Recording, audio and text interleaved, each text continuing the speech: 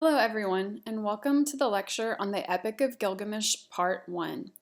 We're going to be looking today at the first half of the Epic of Gilgamesh, and this lecture will go through and discuss some of the background, the history, the connection to our class, and the main points that we're going to be examining out of the text. What you'll see in this video is me basically just reading the lecture notes to you. So the notes are very detailed, and I won't be adding too much in terms of commentary on these notes because I've created them as a visual guide that will also help walk you through the major issues. So for that reason, what you're going to hear is basically what you can see. So it isn't completely necessary for you to listen to this unless you just need the sound of someone's voice and that helps you learn a little bit better. So let's start with page 1. The hero, typically the main character of the story, is the most important character. They are the people that you, the reader, are supposed to watch and follow along with as the story progresses. During this unit, we will look at two different types of heroism in two longer works of early world literature. The first is the Epic of Gilgamesh, and the second is a selection from the Arabian Nights. So let's start with some background and history. The Epic of Gilgamesh is actually the first great heroic epic ever written in any language or culture. It is based on the real king Gilgamesh of Uruk, a city in ancient Mesopotamia. The text was developed over a period of 1,000 years, and it dates from roughly 2000 BC. The original text was inscribed on clay tablets, some of which were broken or missing portions, and I've included a few pictures of those below in this lecture. However, enough of the text remained that the story of Gilgamesh and his search for immortality survived. The original text is fragmentary and it's written as a poem. We will be reading a translation into prose that makes the text more contemporary and easier to understand. If you would like to read an example of the poetic translation, you can look at the website here. So what is a hero? We'll be looking at the Epic of Gilgamesh as an example of how ancient people viewed heroism. The tale contains broad themes about heroism, but it may surprise us to see how Gilgamesh is portrayed compared to our own definitions of the hero. It's best for us to begin by asking ourselves a very basic question. What is a hero? Usually we would define a hero as someone who does something extraordinary, someone who inspires, someone who risks life or reputation for the higher calling of the divine or justice, someone who does something we wish we could do, who gains our admiration, someone who exceeds normal expectations, someone who actively works in the world, not passively, and who controls destiny or tries to. You may think to yourself of our everyday heroes, usually in the police force, the military, fire department, and so on, or you could also think of superheroes like Batman, Superman, Spider-Man, and so on.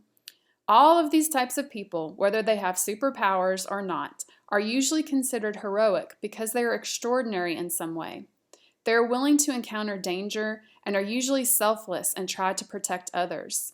Heroes in literature are often the same, especially in texts written before the 20th century. A major question to keep in mind as you read both the Epic of Gilgamesh and the Arabian Nights is, can someone be a hero and still be flawed? As we look at these texts over the next few weeks, I want you to think about our cultural definitions of heroism and how these heroes are similar to or different from how we usually define a hero. So let's turn to the text. The opening to the Epic of Gilgamesh begins with the narrator telling you, the reader, that Gilgamesh was a king with very distinct accomplishments. We can read these accomplishments as characteristics of heroism. You'll notice that these include wisdom, undertaking a long journey and returning with a story, being beautiful, having courage, being created by the gods as 2/3 God and 1/3 man, and building the city walls and temples. How do these characteristics compare to your own definition of a hero? Let's look at part 1, the coming of Enkidu. Interestingly, after listing his attributes in the prologue, the narrator next tells us in part 1 that Gilgamesh was not very well liked. The people of Uruk resent him because his arrogance has no bounds by day or night. This is probably not what we would expect, since a hero is supposed to be, as they say, a shepherd to his people. Right away, we start to realize that Gilgamesh will not fulfill our typical expectations for a hero. So the gods hear that Gilgamesh is a bit out of control and the people are complaining. They decide that Gilgamesh needs a companion who is more like him. They decide to create his equal, saying, "Let it be like him as his own reflection, his second self, stormy heart for stormy heart. Let them contend together and leave Uruk in quiet." It seems that the gods hope to offset Gilgamesh's arrogance by diverting him with friendship. So we get our description then of Enkidu. The description of him as half man and half animal indicates that he is uncivilized. The text calls him innocent of mankind, which is quite different than Gilgamesh. Instead of being beautiful, he is covered in hair, eats grass, and runs with wild animals. It seems like he is not really well matched to be Gilgamesh's equal at first. Enkidu undergoes a somewhat unusual process of education that brings him into civilization and separates him from the animal kingdom. A trapper has problems with Enkidu when he helps the beasts escape from the traps that he sets. His father advises him to tell Gilgamesh about the problem, but instead of asking that Gilgamesh come and fight this wild man, the father gives quite different advice. You may remember from your reading that a woman, a harlot, plays a very important role in educating Enkidu about the world. Her woman's art is to expose herself, literally, to Enkidu and to have sex with him for 6 days and 7 nights. Sex weakens Enkidu and he can no longer run with the animals. The text says, "Enkidu was grown weak, for wisdom was in him, and the thoughts of a man were in his heart."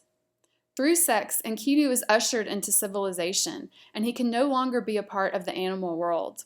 The harlot instructs him in what to do next, now that his life will be different. He decides to go to Uruk and challenge Gilgamesh. However, Enkidu's transformation into a man is not quite complete. After we hear that Gilgamesh foresees Enkidu's arrival in a dream, the harlot continues to advise Enkidu in his transformation. She gives him clothing, and he learns how to eat bread and drink wine, as is the custom of the people. He also combs down his hair and begins to hunt wild animals. These final acts make him into a man, because he takes on the accepted behavior of a male. Noticeably, when Enkidu finally decides to go and challenge Gilgamesh, the harlot walks behind him instead of leading him, because the power dynamic is reversed. He goes first because this demonstrates his new authority. In Uruk, all the people who see Enkidu are sure that Gilgamesh will have met his match. With so much emphasis on Enkidu up until this point in the text, we may think so too. Enkidu challenges him, but we should remember that this is still the Epic of Gilgamesh, so after fighting, Gilgamesh throws Enkidu, who yields to him. Gilgamesh, even though he is arrogant and abuses his people, is still not defeated. He remains the most powerful, and he and Enkidu become friends. As you think about the relationship between Gilgamesh and Enkidu, remember that the gods created Enkidu to be Gilgamesh's equal, but that doesn't mean that they would look or act the same. In fact, we can start to think about Enkidu as Gilgamesh's other half, his opposite, but also his counterpart. Where Gilgamesh is beautiful, Enkidu is wild-looking. Gilgamesh is 1/3 man, but Enkidu is 1/2 animal. You can see how one fulfills what the other lacks, making them good partners and friends. Now let's look at part 2, the forest journey. In the second part of this epic, Gilgamesh and Enkidu undertake a quest. The quest motif is very important to stories of heroism because the hero needs an opportunity to prove that he is superior to ordinary people. A quest is usually defined as a journey away from home to perform a dangerous deed, slaying the dragon, rescuing a princess, and so on. The hero is typically male, and he uses his physical power and strength to overcome his problems, though sometimes he may also have to use his intellect to outwit his enemies. Once he returns from a quest, the hero is recognized as being superior to others. Section 2 opens with a discussion of Gilgamesh's destiny. He is told that his destiny is kingship, not eternal life, even though he is part god. A major theme of the entire epic will be learning to be content with what fate brings you, and we can see that begin in this section. One thing that distinguishes the hero in the Epic of Gilgamesh is the difference between activity and idleness. A real hero, part 2 seems to imply, is not content in idleness. Part of the definition of hero in this work is a person of action. We can see this when Enkidu gets depressed and complains to Gilgamesh that he is oppressed by idleness. Gilgamesh decides that he wants to go to the land of the cedars and build a monument to the gods and to confront the giant who lives there, who's named Humbaba. Now let's talk about Gilgamesh's motivation. Notice that when Gilgamesh proposes the journey to confront Humbaba, he has a particular purpose in mind. He says, "I will set up my name in the place where the names of famous men are written, and where no man's name is written yet, I will raise a monument to the gods." This emphasis on the importance of establishing his name is key to understanding Gilgamesh's actions later in the work. One's name is the only thing that exists after death, and just like in today's culture, you have to become famous if you want people to remember your name. Gilgamesh believes that going to fight the giant and building a temple to the gods in a remote country will be a deed that people remember, and they will therefore remember him and his name after he is dead. In this way, establishing the remembrance of his name is a way for Gilgamesh to try to become immortal. Remember, the gods have warned him that he will not be immortal, but, like most of us, Gilgamesh does not want to be forgotten after his death. When Enkidu resists confronting Humbaba, he does so because he believes it is impossible to live through a fight against him. In an important moment, he explains that Humbaba was appointed by the gods as guardian of the forests. Gilgamesh argues that death is inevitable and that it is better to go down fighting in an active quest than to die in idleness. He says, "If I fall, I leave behind me a name that endures." Think about this point for a minute. Is there anything, or is there such a thing as honorable death? Is it better to pursue and conquer an activity even if you die, or to try to live more idly and live longer? The text seems to imply that it is better to be active, even if you have to face death, because an active life will bring you a name that lasts even after you die. Action is equated with courage here, but the text is complex. The gods are also blamed for Gilgamesh's problem of not being content. As he consults the gods for their blessing on his journey, the text repeats a phrase about his restless heart. This text implies that it may have been better for Gilgamesh to be content in his home, but since he has a restless heart, he is driven to undertake the quest, even though Enkidu and the counselors of Uruk tell him not to. The rest of the chapter will ask implicitly if it's better to act with wisdom or with courage. After Gilgamesh and Enkidu reach the gate of the forest, Enkidu warns Gilgamesh not to go in. Gilgamesh here basically calls Enkidu a coward and tells him to let his courage be roused. After a series of dreams, Enkidu again warns Gilgamesh about Humbaba, and Gilgamesh has to repeat his call to action. Suddenly, Humbaba appears, and Gilgamesh calls on the gods to aid him in his fight. When the fight ends, Humbaba asks for mercy, but Enkidu encourages Gilgamesh to kill him. He says Humbaba is lying and will turn on Gilgamesh, and that Humbaba needs to be killed so they can return home. This section of the story contrasts the need for action with the need for wisdom. Gilgamesh is always ready for action, but he seems to act without wisdom. His only concern is with establishing his name. Yet, when Humbaba offers to help Gilgamesh establish his name through building a palace, Enkidu encourages him to kill Humbaba once and for all. Gilgamesh listens to Enkidu, and Humbaba dies. In the end, the gods are angry because they killed Humbaba, who was a forest guardian and wasn't doing any evil. But the narrator praises Gilgamesh in the final paragraph.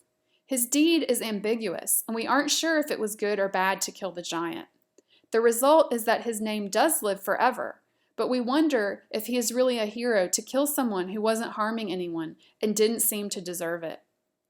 This week, think about if Gilgamesh stands up to our usual definition of a hero. He is a man of action, but is he wise? He establishes his name, but is his motivation selfish? Is Enkidu a hero by comparison? How are we supposed to feel about the actions of these two characters?